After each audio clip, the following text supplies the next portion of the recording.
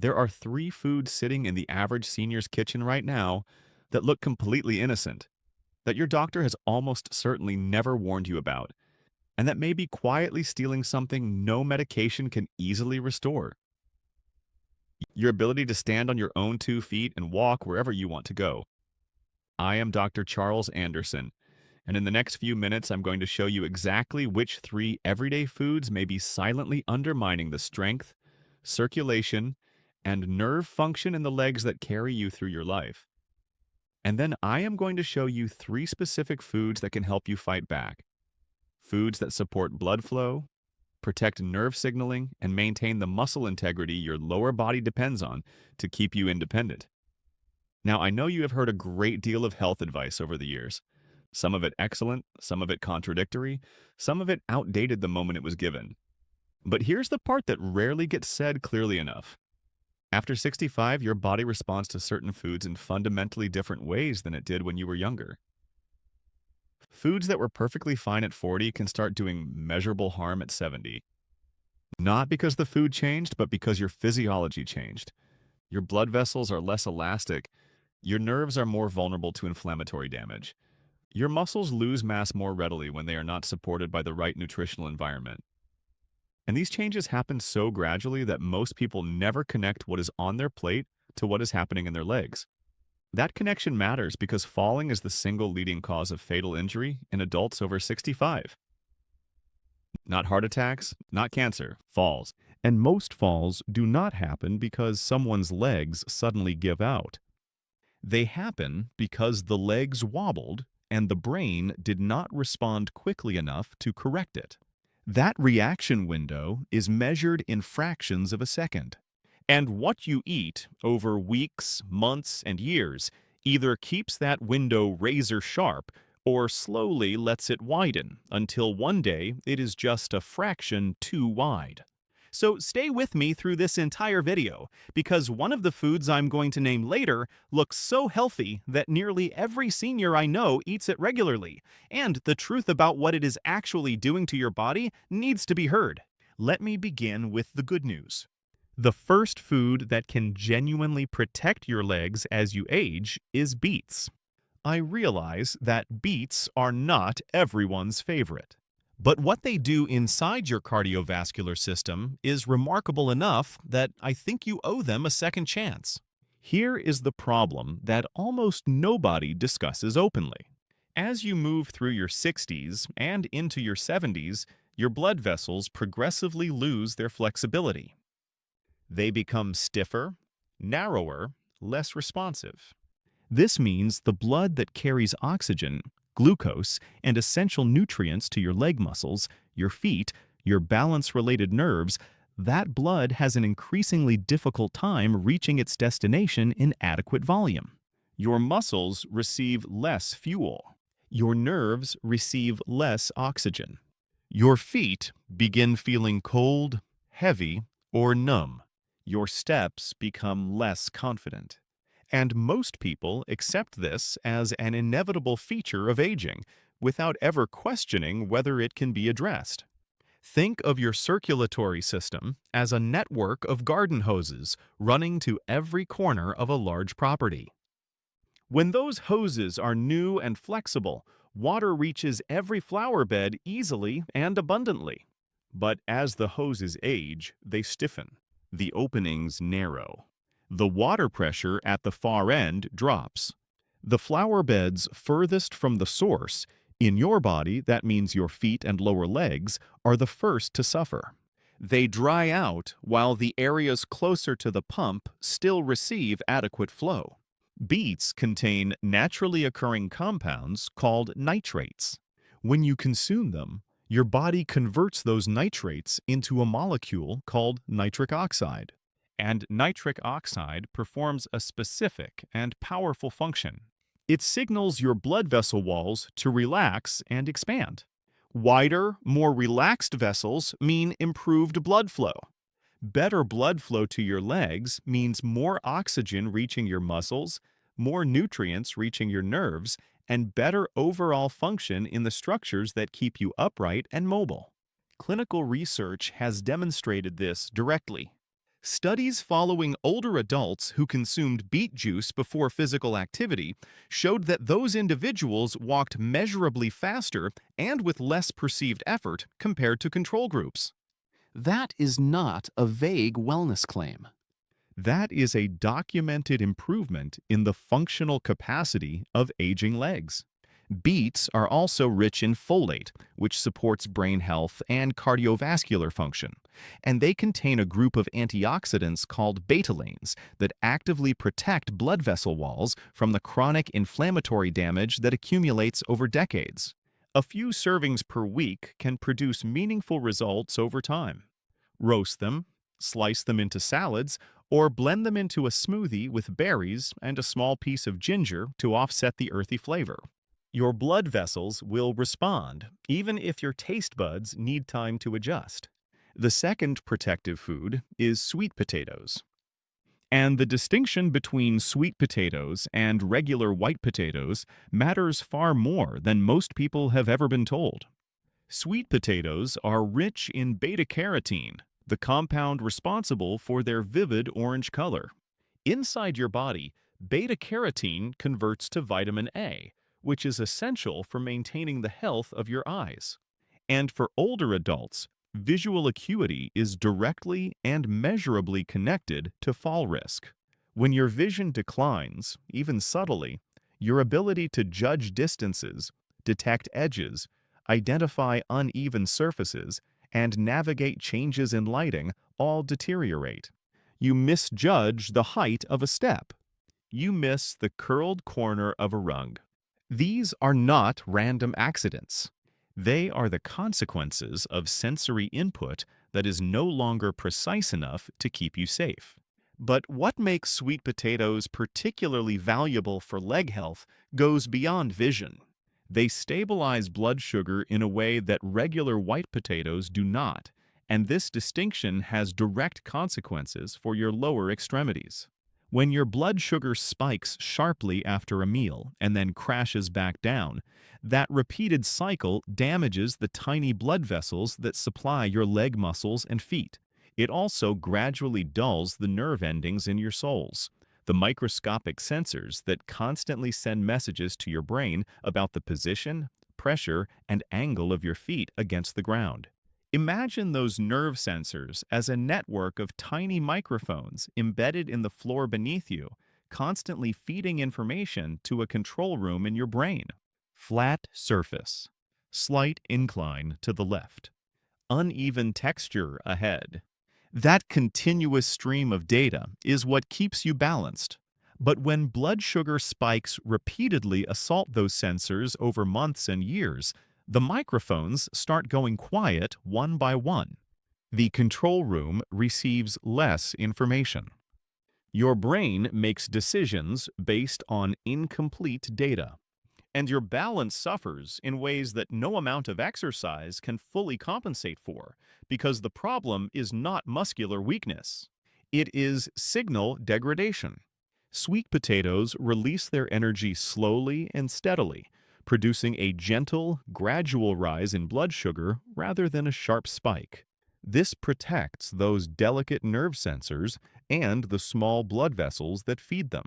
They also provide magnesium, potassium, and B vitamins that support muscle contraction and help prevent those painful nighttime leg cramps that plague so many seniors. Bake them, mash them gently with minimal additions, or cube them into soups and stews. Leave the skin on whenever possible for additional fiber. The third protective food is dark leafy greens, and I want to be specific here because not all greens are equal, a distinction I will address in detail when we get to the foods you should be cautious about. The greens I am recommending are kale, spinach, Swiss chard, and arugula. Kale, in particular, is one of the richest plant sources of vitamin K1 available. And vitamin K plays a role in your body that most people have never heard about, but that has profound implications for the health of your legs and your circulatory system. Vitamin K helps regulate where calcium is deposited in your body. This might sound abstract until you understand the problem it addresses. As you age, calcium has a tendency to migrate out of your bones, where it belongs and where you need it for structural strength, and into the walls of your arteries, where it absolutely does not belong. When calcium deposits in arterial walls, those arteries become stiff, rigid, and unable to expand and contract the way healthy vessels should. Blood flow becomes restricted. And once again, the areas furthest from your heart, your lower legs and feet, feel the effects first. Cold feet, heavy legs, reduced sensation, slower healing of minor injuries, all consequences of arteries that have become calcified pipelines instead of flexible, responsive channels. Vitamin K helps direct calcium back to the bones and away from the arteries. It is essentially a traffic controller for one of the most important minerals in your body, ensuring it goes where it is needed and stays away from where it causes harm. Dark leafy greens also provide lutein, a compound most people associate exclusively with eye health. And yes, lutein protects your vision. But it also crosses into your brain, where research has shown it helps maintain the processing speed and reaction time that are essential for balance correction. That fraction of a second response when your body wobbles and your brain fires a corrective signal to your muscles, lutein supports the neural infrastructure that makes that response possible. A cup or two of dark greens several times per week provides meaningful amounts of these protective nutrients. If raw kale feels too tough, massage the leaves with a small amount of olive oil for a few minutes to break down the fibrous structure. Sauté them lightly. Chop them into soups. Blend them into smoothies. The delivery method matters far less than the consistency of including them in your diet. Now we arrive at the part of this video I want you to pay the closest attention to, because this is where well-meaning, health-conscious seniors are unknowingly working against themselves. There are 3 common foods that many older adults consume regularly. Foods with solid reputations for being either healthy or at least completely harmless, that after 65 can quietly promote inflammation, compromise circulation, and weaken the very legs that keep you independent. The first food to be cautious about is corn, and specifically the frequency with which many seniors consume it. Corn appears at cookouts, family dinners, and on daily menus in the form of corn tortillas, cornbread, polenta, and countless processed products. And corn itself is not toxic. I want to be clear about that. But for older adults who eat it regularly, there is a metabolic consequence that most people never link to their leg health. Corn is exceptionally high in omega-6 fatty acids. Your body needs some omega-6, but it also needs omega-3 fatty acids. And the ratio between these two types of fat has a direct influence on how much inflammation your body generates. Omega-3s calm inflammation.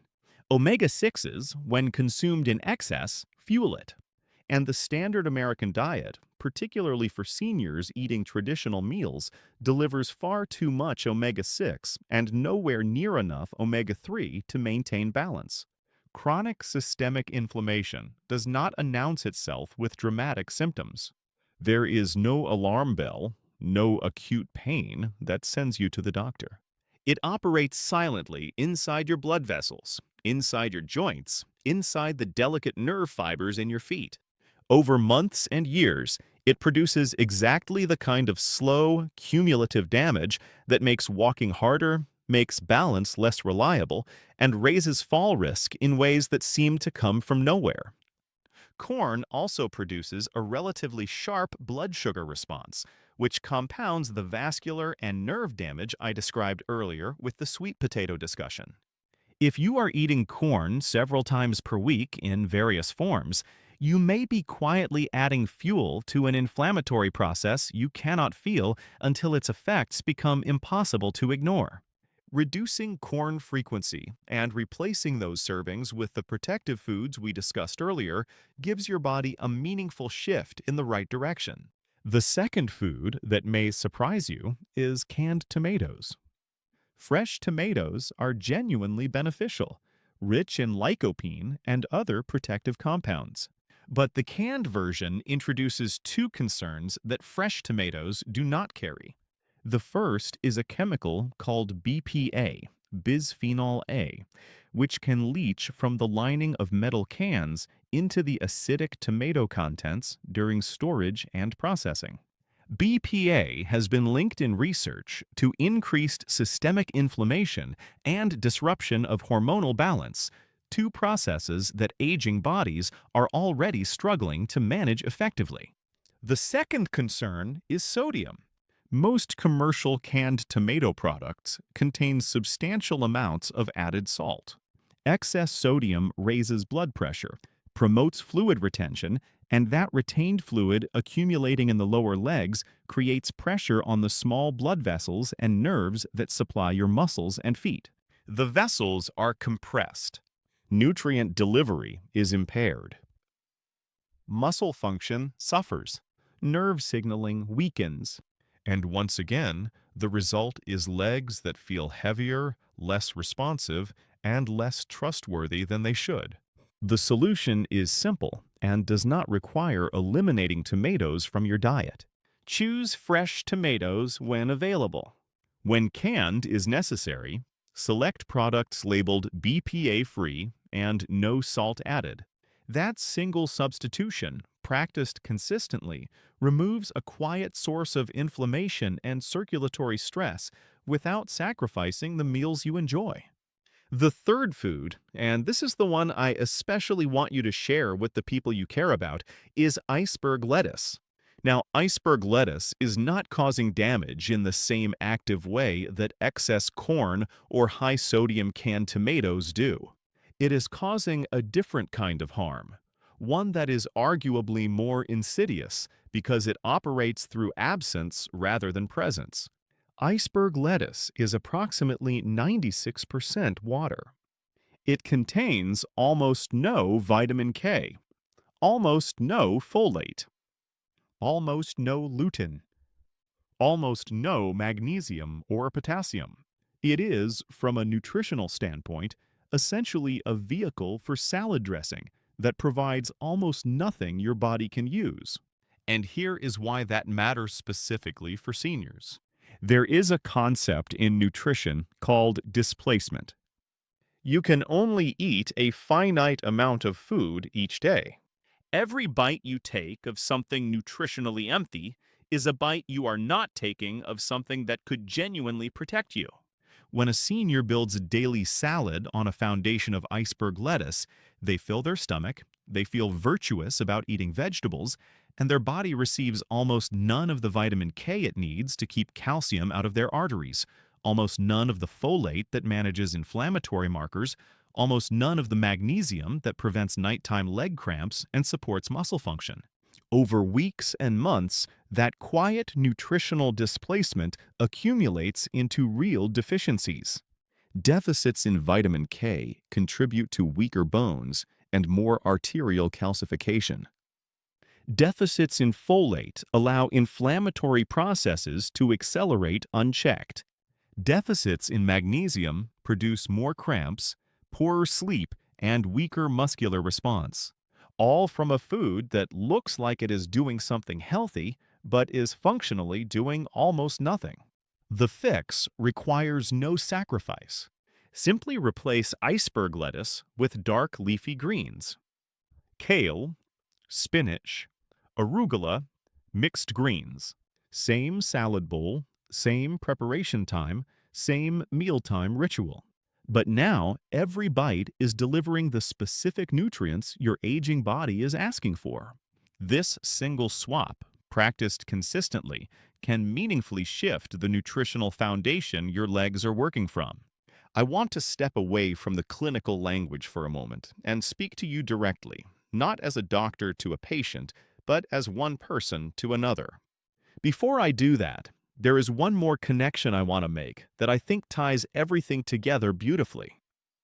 The 3 protective foods and the 3 foods to reduce are not isolated recommendations.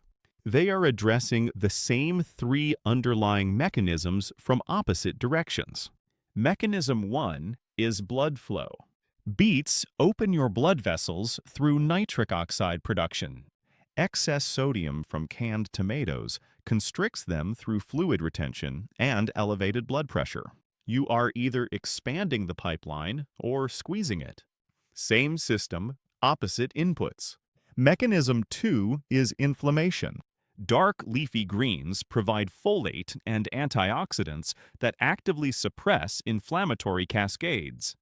Excess omega-6 from frequent corn consumption fans those same cascades into higher activity.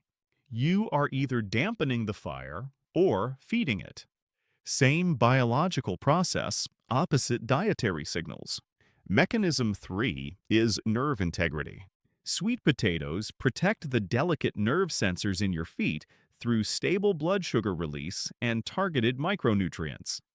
Iceberg lettuce displaces the very nutrients, vitamin K, magnesium, B vitamins, that those nerves need to maintain their signaling accuracy. You are either nourishing the wiring or starving it. Same neural network, opposite nutritional environments. When you see it this way, the dietary strategy stops being a list of random do's and don'ts. It becomes a coherent framework. Every meal is either supporting or undermining the three systems your legs depend on most: blood flow, inflammation control, and nerve function.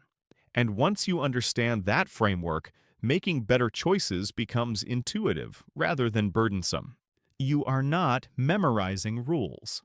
You are understanding principles, and principles stay with you far longer than any list ever will. I understand that getting older comes with challenges that nobody fully prepares you for. I understand that some mornings your body does not cooperate the way it once did, that tasks that were effortless at 50 require conscious effort at 75. And I understand that the sheer volume of health advice directed at seniors can feel overwhelming to the point of paralysis. But what I have tried to do today is cut through that noise and give you something genuinely actionable, not a complicated diet plan, not an expensive supplement regimen, just 6 specific pieces of information. 3 foods that are quietly working against your legs, and 3 foods that can actively support them. Beets for blood flow. Sweet potatoes for nerve protection and blood sugar stability. Dark leafy greens for calcium regulation, brain processing speed, and circulatory health. Less corn to reduce inflammatory load. Fresh or properly selected canned tomatoes to eliminate unnecessary BPA and sodium exposure.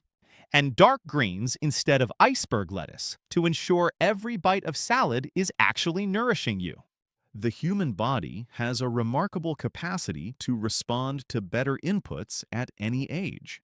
I have watched people in their 70s and 80s make small, consistent changes to what they eat, and within months walk with noticeably more confidence, think with greater clarity, and stand with steadiness they had not felt in years.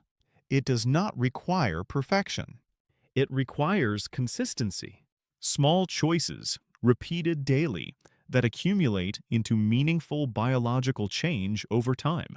You have worked hard for the life you have built, for your independence, for your ability to walk into a room on your own terms, to visit the people you love, to step outside on a beautiful morning and feel the ground solid beneath your feet.